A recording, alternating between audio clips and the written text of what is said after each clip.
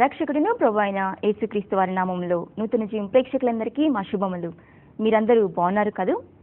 నూతన జీవం అనే కార్యక్రమం ద్వారా మీరు ఎంతగానో మేలు పొందుకుంటున్నారని మీరు రాస్తున్న లెటర్స్, ఫోన్ కాల్స్, అలాగే ఈమెయిల్స్ బట్టి మేము దేవుని స్తుతిస్తున్నాం. 23వ కీర్తన అనే ఈ ధ్యానాంశం మనందరికీ సుపరిచితులైన దైవజనులు సుదర్శన్ గారిచే ఒక ప్రత్యేకమైన రీతిలో సిద్ధపరచబడినది. దీనిలో ప్రతి ఒక్క భాగం క్రైస్తవ జీవితానికి ఎంతో ఆదరణను, ప్రోత్సాహాన్ని కలిగించే విధంగా రూపొందించబడినది.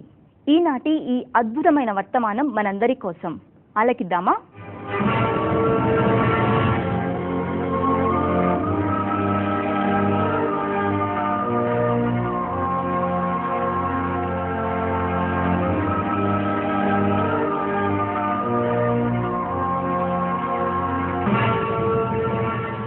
ప్రభునందు ప్రియమైన వారలారా, మిమ్మల్నందరినీ ఈ కార్యక్రమం ద్వారా ఇలా కలుసుకోవడం దేవుని సాకునిగా నాకెంతో సంతోషం. చాలా సార్లు మీరు స్పందిస్తున్న విధానాన్ని మీ ఉత్తరాల ద్వారా, ఫోన్ కాల్స్ ద్వారా, చక్కని చిన్ని మాటలతో పంపే మంచి ఎస్ఎంఎస్ల ద్వారా ఎంతగానో మేము ఆనందిస్తూ ఉంటాం. పిల్లరా, పరిశుద్ధాత్మ దేవుడి అంచె దినాల్లో మిమ్మల్ని ఎంత ప్రేమిస్తున్నారో అనడానికి ఒక రుజువు ఏంటంటే, ఇదిగో ఇలా మీతో, నాతో, మనందరితో మాట్లాడడమే.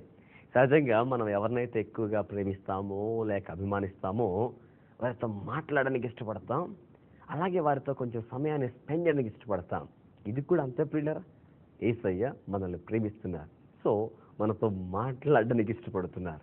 యేసయ్య మనల్ని ప్రేమిస్తున్నారు కనుక ఈ నూతన జీవం అనే ప్రసారాన్ని మీతో కలిపి ఆయన సమయాన్ని గడుపుతున్నారు. ఇప్పుడు మీరు యేసయ్యతో, దేవునితో, జీవము గల దేవుని యొక్క సాన్నిధ్యంలో సమయాన్ని స్పెండ్ చేస్తున్నారు. అందుకే సంతోషంగా పరిశుద్ధాత్మ దేవుని సాన్నిధ్యంలో జీవము గల దేవుని యొక్క ప్రేమలో నుంచి వినబడే దివ్యమైన వాక్కుల్ని ఆలకిద్దాం. 23వ కీర్తనలో రాయబడ్డ దావీదు జీవితంలో ఉన్న దివ్యమైన అనుభవాల్లో నుంచి వాక్య సత్యాలు మనం ధ్యానం చేస్తూ ఉన్నాం. మనల్ని ప్రేమిస్తూ ప్రోత్సహిస్తున్న దేవునికి సకలమైన మహిమ, ఘనత, ప్రభావములు కలుగును గాక. మరి ఈ రోజున 9వ భాగంగా ఓ చక్కని మాట మనం ధ్యానం చేద్దాం. 5వ వచనములో దావీదు పలికిన మాట ఏమిటంటే, నా శత్రువు ఎదుట నీవు నాకు భోజనములు సిద్ధపరచుదు. తర్వాత మాట, నూనెతో నా తల అంటియున్నావు. గతంలో మనం ధ్యానం చేశాం.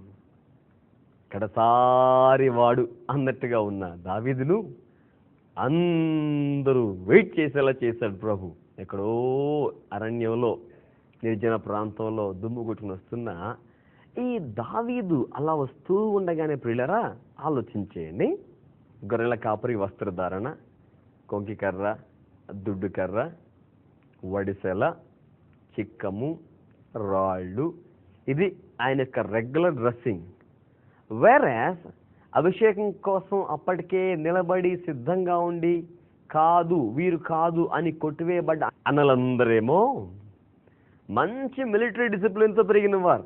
మీకు తెలుసు కదా, మరి సైనికులకు సంబంధించిన క్రమశిక్షణ అంటే చాలా డిసిప్లైన్గా ఉంటారు. డ్రెస్సింగ్లో పక్కా డిసిప్లైన్ ఉంటుంది, హెల్త్, బాడీ, ఫిజిక్ మెయింటెనెన్స్లో పక్కా డిసిప్లైన్ ఉంటుంది.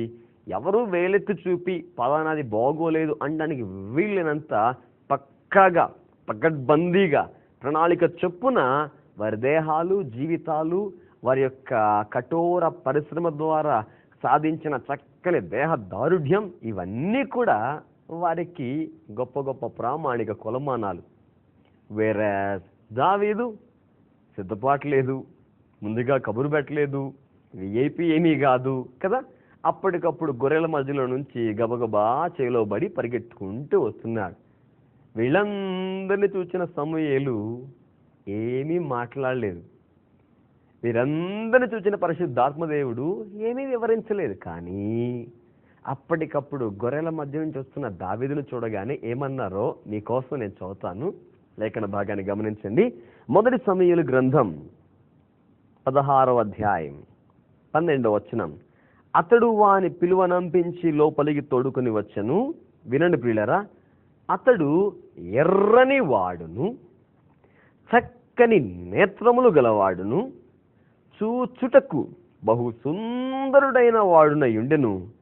అతడు రాగానే, నేను కోరుకున్నవాడు ఇతడే, నీవు లేచి వానిని అభిషేకించుమని యెహోవా సెలవీయగా. ఎవరికి సెలవీయగా? ప్రవక్త అయిన సమూయేలునకు సెలవీయగా. ఇప్పుడు వినండి మరి. సమూయేలు తైలపు కొమ్మును తీసి వాని సహోదరుల ఎదుట, ఈ మాట మీకు అవసరం, ఈ మాట మనందరికీ ప్రోత్సాహం. ఏ సహోదరులైతే ఉదయం పూట నువ్వు వద్దులే పోరా, నీకెందుకురా, అరే అసలు అవసరమే లేదురా, స్వయంగా వాళ్ళ నాన్నగారు కూడా నువ్వెందుకు లేరా అన్నారే, అలాంటి సహోదరులందరి ఎదుట దేవునికి స్తోత్రం, తైలోపు కొమ్మును తీసి వాని సహోదరుల ఎదుట వానికి అభిషేకము చేసెను. దేవునికి స్తోత్రం కలుగును గాక. ప్రభువునందు నా ప్రియ సోదర సోదరులారా, ఈ మంచి సమయంలో నూతన జీవం అనే కార్యక్రమం ద్వారా దేవుని యొక్క వాక్యాన్ని ఆలకిస్తున్న మీకు దేవుని సాకునిగా పరిశుద్ధాత్మ దేవుని ప్రేరణతో అందిస్తున్న ప్రోత్సాహం ఏమిటి అంటే, ఎవరి ముందు మీరు అసలు లెక్కలోకి రాకుండానే పోయారో అలాంటి మీ జీవితాల్ని యేసుక్రీస్తు ప్రభువుల వారు వారి కళ్ళ ముందే దీవించబడే స్థాయికి హెచ్చిస్తారు. మీరు నమ్మండి ప్రియులారా, దేవుని మహిమను చూస్తారు. యేసయ్య అంత గొప్ప దేవుడు, యేసయ్య అంత ప్రేమగల దేవుడు, యేసుక్రీస్తు ప్రభువుల వారు అంత గొప్ప ప్రణాళికను మీ జీవితాల పట్ల కలిగి ఉన్నారు. నమ్మదగిన దేవుని యొక్క కరుణాగల పాదాల చెంతకు, కరుణగల ఆయన హృదయం చెంతకు దగ్గరగా వచ్చేద్దాం. ఇంకా మీలో ఎవరైనా యేసుక్రీస్తు ప్రభువుల వారిని నమ్మకుండా, పోనీ నమ్మినా మేము క్రైస్తవులమే అన్నట్లుగా సాధారణంగా దేవుని కృపకు నోచుకోకుండా సుదూరంగా ఉంటే దేవుని సాకునిగా మనం చేస్తున్నాం. ఎవరెదుట తలదించుకున్నారో, ఎవరెదుట లెక్కలోకి రాకుండా పోయారో, ఎవరెదుట వేదనతో, బాధతో, దిగులతో నేను ఎందుకు పనికిరాలి అన్నట్టుగా మీరు బాధపడుతున్నారో, నమ్మండి ప్రియులారా, వాక్యాన్ని నమ్మండి ప్రియులారా, వాళ్ళ కళ్ళ ముందే మీ దేవుడు యేసుక్రీస్తు ప్రభువుల వారు మిమ్మల్ని బాగా హెచ్చిస్తారు. ఆ హెచ్చింపులో ఒక దివ్యమైన అనుభవం ఏంటంటే, ఆ చూస్తూ ఉన్న దేవుని యొక్క ప్రవక్త దృష్టికి దావీదు వర్ణన వ్రాయబడింది కదా. సరే, దానికంటే ముందుగా ఈ అంశాన్ని మాట్లాడతాను నేను. వాళ్ళందరి కళ్ళ ఎదుట సమూయేలు తైలపు కొమ్మును పాకెత్తి వానిని అభిషేకం చేశారట. ప్రియులారా, అప్పటికి దావీదు దేవుని దృష్టికి ఎర్రని వాడుగాను, రెండవ మాట చక్కని నేత్రములు గలవాడుగాను, మూడవ మాట బహు సుందరుడై ఉండుట. వినండి ప్రియులారా, ఎర్రని వాడు, ఎరుపు రంగుని ఈ రక్తానికి సాదృశ్యంగా నేను మాట్లాడుతూ ఉన్నాను. దేవుని సాకునిగా క్రొత్త నిబంధన యుగములో ఉన్న మనం దేవుని దృష్టికి ఎర్రని వారుగా, రక్షణ అనుభవాన్ని పొందిన వారుగా ఉండాలి. 2000 సంవత్సరాల క్రితం యేసుక్రీస్తు ప్రభు వారి లోకానికి వచ్చి తను కార్చిన పరిశుద్ధమైన రక్తం ద్వారా ఎవరి జీవితాలు కడిగి శుద్ధి చేసుకుంటారో, ఎవరి జీవితాలు మాటలు, చూపులు, ప్రవర్తనలు, చేష్టలు కడుగబడి పరిశుద్ధంగా జీవించడానికి సమర్పించుకుంటారో ప్రియులారా, వారు దేవుని దృష్టికి ఎర్రని వారుగా కనబడతారు. అందరి దృష్టికి దుమ్ము కొట్టుకుపోయినట్లుగా ఉన్నాడు. మనము ఊహించినా, మనము గమనించినా అప్పటికప్పుడు గొర్రెల గుంపులో నుంచి వచ్చిన వాడు ఎంత అందంగా కనబడతాడు మరి మీరే గమనించండి ప్రియులారా. కానీ దేవుని దృష్టికి ఎర్రని వాడు, మనుషుల దృష్టికి మురికిగా ఉన్నాడు, కానీ దేవుని దృష్టికి ఎర్రని వాడు.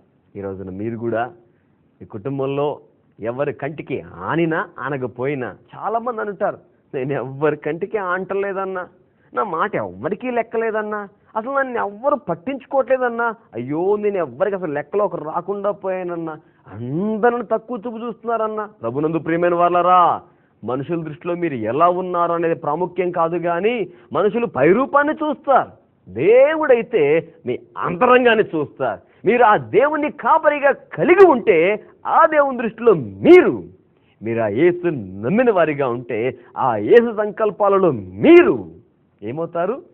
ఎర్రని వారు అవుతారు. రెండో చక్కని మాట, అతడు చక్కని నేత్రములు కలవాడు అని వ్రాయబడింది. మత్తయి సువార్త 6:20 ప్రకారం దేహమునకు దీపము కన్ను కదూ, దేహమునకు దీపము కన్ను. ఒక్కని కన్ను చెడినదైతే అతని దేహమంతయు చీకటిమయమయ్యుండును. చక్కని నేత్రములు అనే మాటకి 2 దివ్యమైన నిర్వచనాలు వాక్యం నుంచి జ్ఞాపకం చేస్తున్నాను. నేత్రము అనగానే అత్యంత ప్రముఖమైన పంచేంద్రియం కదా. పంచేంద్రియాల్లో అత్యంత ప్రముఖం. పంచేంద్రియానాం నయనం ప్రధానం అన్నారు మనవారు కదా. నేత్రం అనగానే 2 ప్రముఖమైన కోణాలు. నెంబర్ 1 దృష్టి, physical eye sight. Number 1 sight, symbol of sight. దృష్టి. ఒక వ్యక్తి యొక్క దృష్టి, ఒక వ్యక్తి యొక్క దృక్కోణం, ఒక వ్యక్తి ఒక విషయాన్ని సమగ్రంగా చూచి విశ్లేషణ చేయగలిగితే పిల్లరా, ఆ వ్యక్తి అనేక మందికి ప్రియమైన వాడవుతాడు. అసూయ దృష్టితోనో, కుళ్ళుబొద్దు దృష్టితోనో, విమర్శా దృష్టితోనో, ఎప్పుడూ నెగటివ్ వే ఆఫ్ థింకింగ్తోనో మనం చూస్తూ ఉన్నామనుకోండి పిల్లరా, దేవుడు అలాంటి వారిని చూచి అసహ్యపడతాడు అని చెప్పడానికి నేనేమాత్రమూ సంకోచించను. మన దృష్టి పరిశుద్ధంగా ఉండాలి. మన చూపులు అసూయ, రాగద్వేషాలు, ఆగ్రహావేశాలు ఉండడానికి దేవుడు ఇష్టపడడని సవినయంగా మనవి చేస్తున్నాను.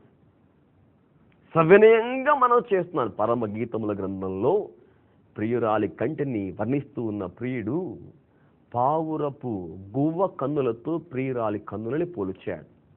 జీవమగల దేవుడైన యేసు క్రీస్తు ప్రభుల వారిని ఆరాధించే, అనుసరించే క్రైస్తవ జీవితాల్లో వారి కనుచూపు ప్రేమకు, అనురాగానికి, సాధుత్వానికి, మృదుత్వానికి ప్రతీకగా నిలవాలని దేవుని సేవకునిగా స్పష్టంగా మనం చేస్తున్నాను. It's a symbol for sight. దృష్టికి అది గుర్తు. నెంబర్ 2 రెండవది, it's a symbol of vision. దర్శనానికి సాదృశ్యం. ఏమిటి దర్శనం? వినండి. దర్శనము లేని చోట జనులు నశించిరి. దర్శనం. జీవితంలో చాలా మందికి కళలు ఉంటాయి. కళ మన ఆశల ప్రతిరూపం, ఆశల ఊహారూపం కళ ప్రియులారా. కానీ మనలను మన ఆశయాల వైపు పురికొల్పి నడిపించేది దర్శనం. జీవితానికి దర్శనం. ఈ రోజున చాలా మంది జీవితాలకు ఒక విజన్ అంటూ లేదు, ఓ దర్శనం, ఓ గురి గమ్యం అంటూ లేదు.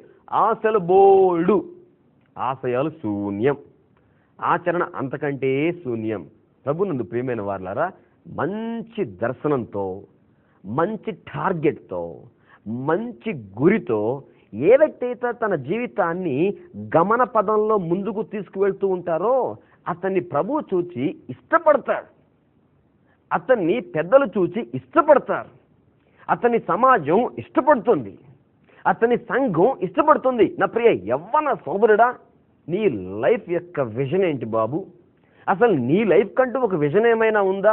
తినడం, త్రాగడం, తిరగడం, వీలైనంతలో సుఖపడడం, అలసిపోయి నిద్రపోవడం లేదు బాబు. జీవితానికి దర్శనం ఉండాలి. ఎందుకు పుట్టించాడు దేవుడు నిన్ను ఈ లోకంలో? ఎందుకంత మంచి రూపురేఖలను దేవుడు నీకు ఇచ్చారు?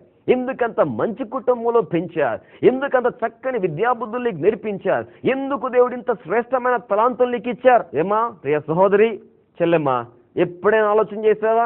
ఏంటి నీ జీవితానికి నీ దర్శనం? ప్రభువుని అడిగావా ఎప్పుడన్నా? ఏంటి నీ జీవితానికి నీ దర్శనం? ప్రభువుని అడిగావా ఎప్పుడైనా? నీ జీవితానికి ఓ దర్శనం ఉండాలి. ప్రభువా, నా జీవితం పట్ల మీ చిత్తం ఏదైతే ఉందో అదే నా దర్శనం. నా చిన్న జీవితంలో నా జీవిత దర్శనం నాకు తెలియనప్పుడు నాలో చాలా బాధ, వేదన, నిరాశ, నిస్పృహ, ఏమవుతుందో, నేనేమవుతానో అనే ఆందోళన నా మట్టుకు నాలో ఉండేది. కానీ ఏనాడైతే నా జీవిత భవిష్యత్తుకు సంబంధించిన దర్శనాన్ని దేవుని యొద్ద నుంచి అందుకోగలిగానో ప్రియులారా, ఆనాటి నుండి now I'm running towards my vision. నా దర్శనం వైపు పరుగులు పెడుతున్నాను. నా కుటుంబ జీవితం దర్శనం వైపు పరుగులు పెడుతోంది. నా వ్యక్తిగత జీవితం దర్శనం వైపు పరుగులు పెడుతోంది. నా సంఘ సేవ, పరిచర్య, దేవుని సేవ దర్శనం వైపు పరుగులు పెడుతూ ఉన్నాయి.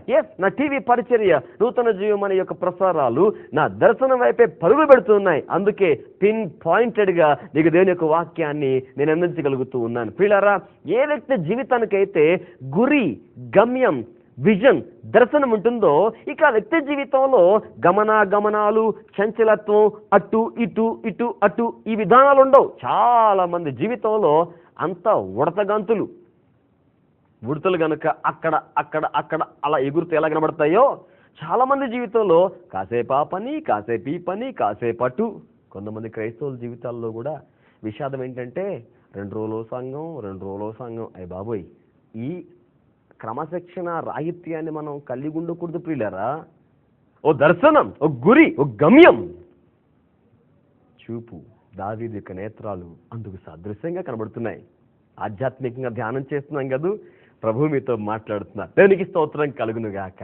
3వ మాట, చూచుటకు బహు సుందరుడు. చూచుటకు సుందరుడు. సామెతల గ్రంథం మనకు నేర్పిస్తుంది కదా, అందము వ్యర్థం, సౌందర్యం మోసకరం.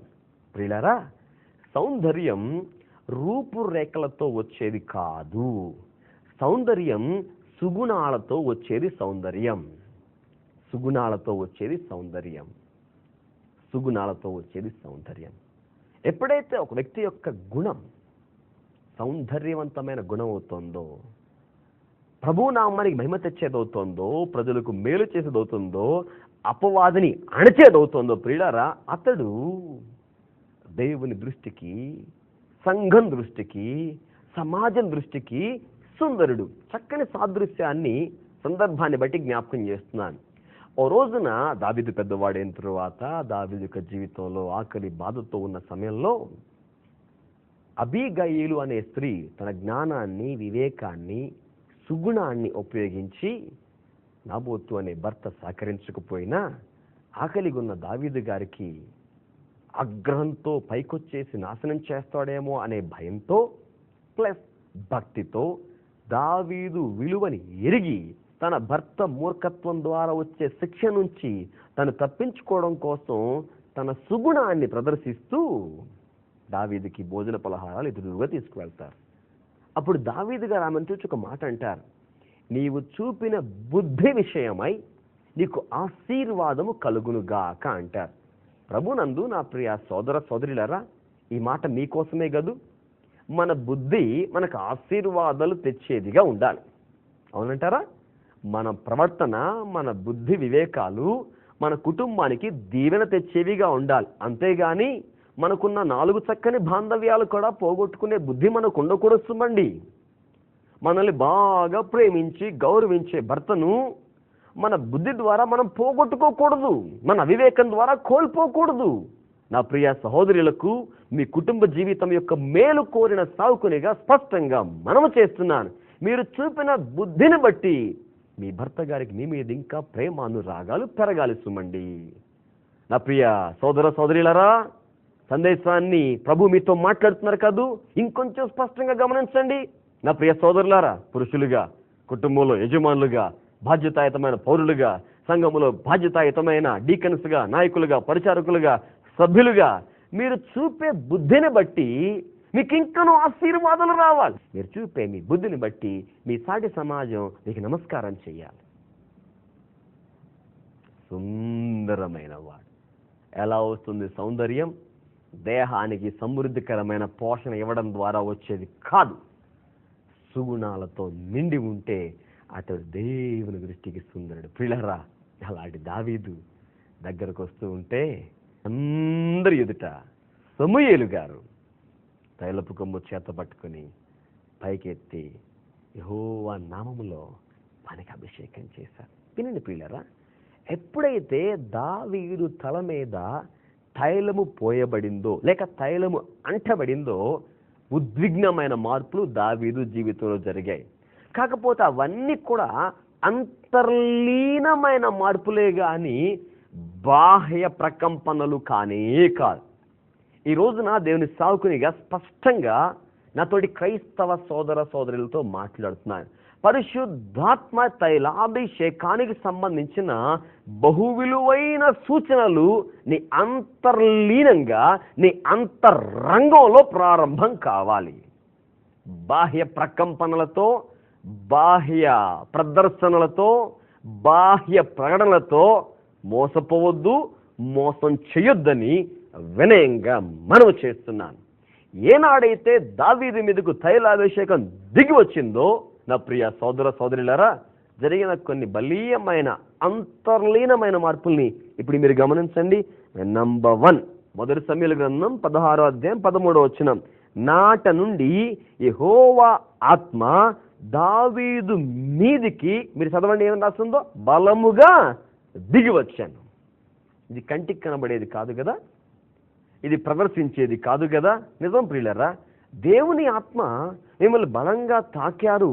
తైలాభిషేకం, పరిశుద్ధాత్మ నింపుదల మీ మీదకు లేక మీలోనికి లేక మీ మీద ఆవరించబడే ఉదాహరణ ఉన్నది అంటే డైరెక్ట్గా దేవుని ఆత్మ, నేను ముందుగా చెప్పిన మన జ్ఞాపకం వస్తుందా, మీ ఆత్మతో అనుసంధానం కావాలి.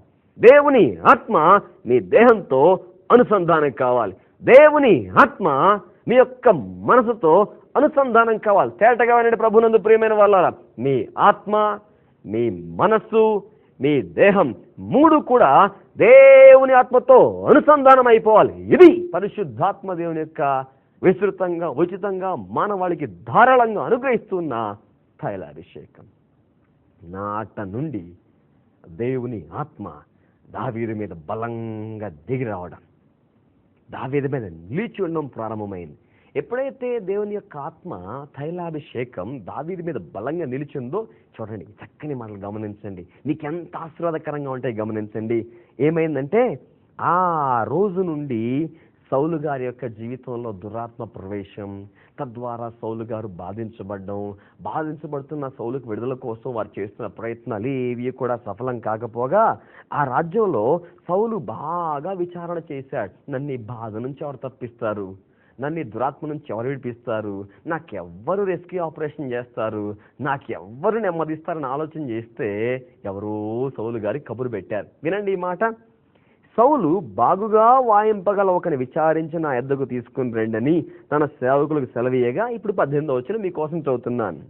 చిత్తగించుము, బెత్లెహేమీయుడైన యెషై యొక్క కుమారులో ఒక్కని చూచితిని, అతడు చమత్కారముగా వాయింపగలడు, తరువాత మాట. అతడు బహు శూరుడు, తరువాత మాట. యుద్ధశాలియు, తరువాత మాట. మాట నేర్పరియు, తరువాత మాట. రూపసి అయి ఉన్నాడు. ఎన్ని క్వాలిఫికేషన్స్ ఎలా వస్తాయండి!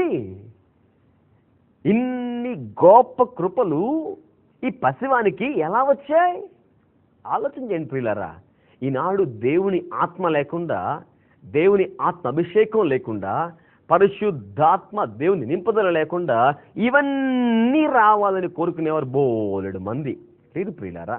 సకల ఆశీర్వాదములకు కారణభూతుడైన పరిశుద్ధాత్మ దేవుడు నీ దేహంతో, మనసుతో, ఆత్మతో అనుసంధానమైతే నువ్వు కోరుకున్న తలాంతులన్నీ కూడా, నీవు కోరుకునే కృపలన్నీ కూడా నీకు ఇవ్వడానికి దేవుడు ఏమాత్రం వెనకాడేవాడు కాదు. ఈ రోజున ఈ సందేశాన్ని ముగించి మీకోసం నేను ప్రార్థన చేస్తాను. ఓ దేవుని సాకునిగా మీకోసం, అంటే మీతో ఏకీభవించి నేను ప్రార్థన చేస్తాను. ఇప్పుడు ఆలోచన చేయండి ప్రభువునందు ప్రియమైన వారలారా. మీకు ఇక్కడ రాయబడ్డ కృపల్లో ఏదైనా లోటుగా ఉంటే గమనించండి.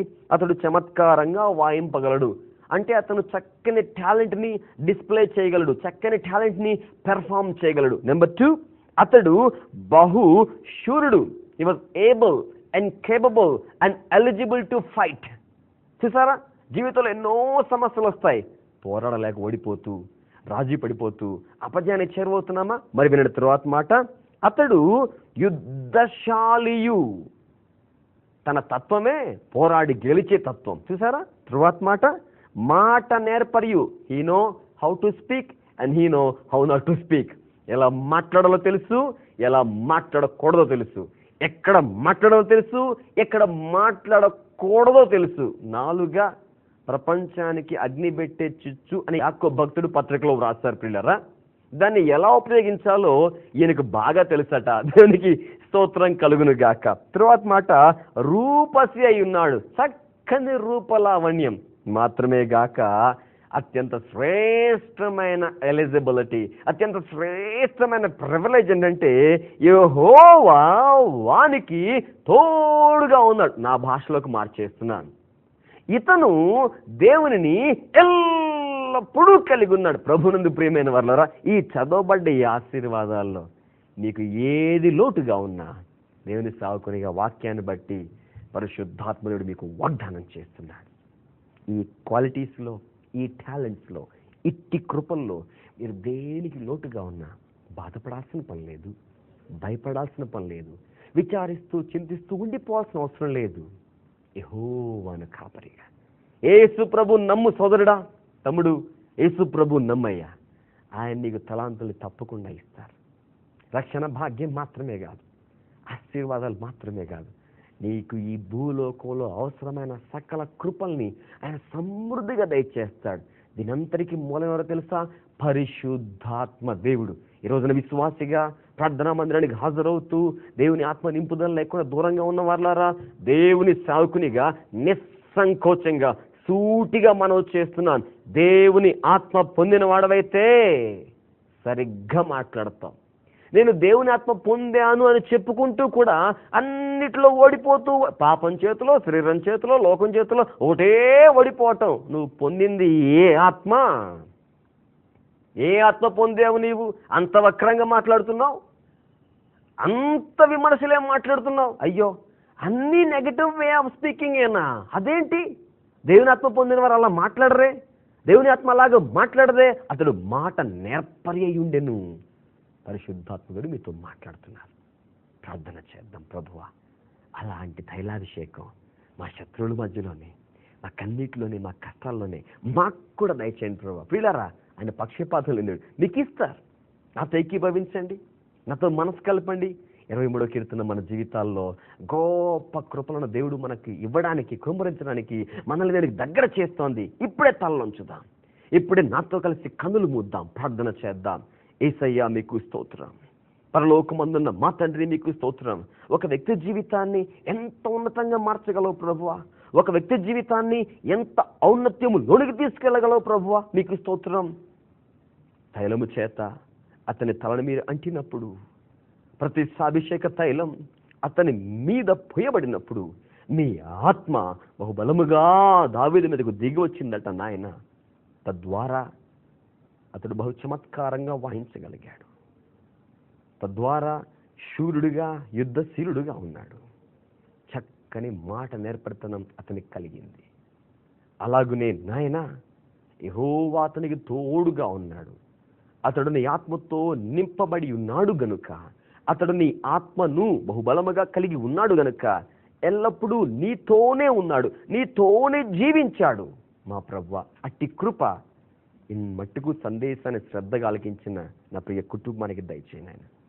ఇప్పుడు నాతో కూడా కన్నులు మూసుకునే వేయించిన నా సోదరికి దయచేయండి ప్రభువా. ఇదిగో నా ప్రియ సోదరికి ఇట్టి కృప కావాలి నాయన.